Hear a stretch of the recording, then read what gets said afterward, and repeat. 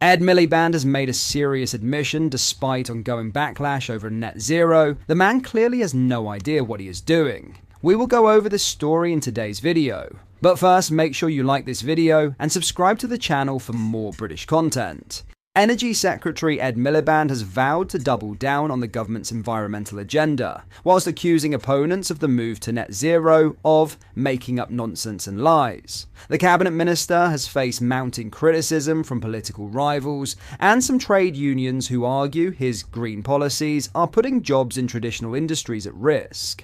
The UK remains legally committed to achieving net zero carbon emissions by 2050, a target originally established under a previous Conservative government. In a strongly worded statement, Miliband warned that abandoning the net zero agenda would not only risk climate breakdown, but would also forfeit the clean energy jobs of the future. He claimed there are siren voices that want to knock us off course, who will also make up any old nonsense and lies to pursue their ideological agenda. Miliband argued that a green power transition will help secure both social justice and national security. He pointed to the UK's reliance on fossil fuels, which meant markets went into meltdown and prices rocketed following Russia's full-scale invasion of Ukraine in 2022. The cost of living impacts caused back then still stalk families today, he said. The Energy Secretary emphasised that the case for clean energy transition goes beyond climate concerns. It is the social justice case too. It is working people who pay the greatest price for our energy and security, Milliband stated. Opposition to the net zero agenda has been vocal from across the political spectrum. Despite her party's previous commitment to net zero while in government, Conservative leader Kemi Badenoch has warned the target cannot be achieved without potentially bankrupting the country. Reform UK leader Nigel Farage has been even more critical, describing the policy as net zero lunacy. Farage told the BBC that the net zero agenda could become the next Brexit, where Parliament is so hopelessly out of touch with the country. Miliband has faced particular scrutiny over the situation at British Steel. The government recently passed emergency legislation to take control of the company amid concerns about its Chinese owner, Jingyi's plans. Beijing has accused the government of politicising trade cooperation and suggested the situation has raised doubts about Chinese investment in the UK.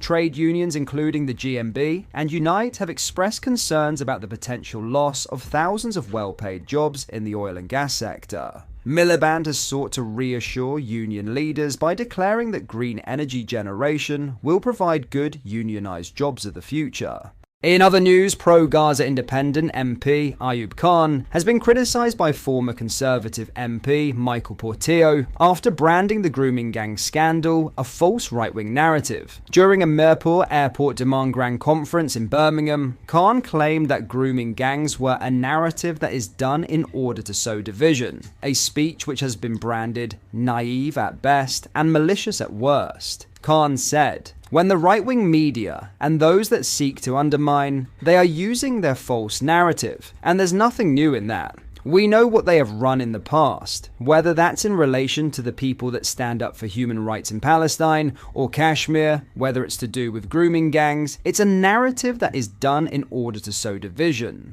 Discussing Khan's remarks, Portillo told the media that using the term narrative suggests he is not accepting the facts of the matter. Portillo explained, "He talked about a grooming gang narrative which is being spread in order to sow division. And let's face it, the gangs is not a narrative, it is a series of facts, and we don't actually know enough of those facts. Because although a number of men were convicted of terrible crimes, the government has withdrawn any idea of having an inquiry into how widespread this was, and in particular, what was the institutional and governmental response to these crimes." In further criticism of Khan's remarks, Portillo stated that although he hasn't explicitly denied grooming gangs are taking place in Britain, he is suggesting that he is not accepting the facts of the scandal. Portillo told Camilla Tomini, "Ayub Khan is saying that the grooming gang narrative is being spread in order to sow division. He's not actually in as many words denying that these things happen.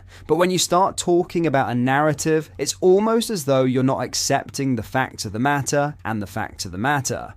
There are a very large number of girls, underage girls, who were attacked by gangs in northern cities. Some of them are now doing time, quite rightly, but we suspect that the problem was more widespread. Noting the government's watering down of a national inquiry into the scandal, Portillo claimed that the suspicions cannot be proved or disproven because the government won't hold an inquiry. When pressed by Camilla on whether he would have pushed for the inquiry had he still been in government, Portillo admitted that inquiries are generally a waste of time. Portillo said, "Actually, it's maybe rather inconsistent. I think the inquiries are generally a waste of time. They take a very long time, and governments ignore their findings when they turn out. What I would like to see is a government determined to take action, to say the policies of the local authorities were clearly wrong, and they have to be completely changed. Maybe just some accountability would be in order at this point. That would be a nice starting point."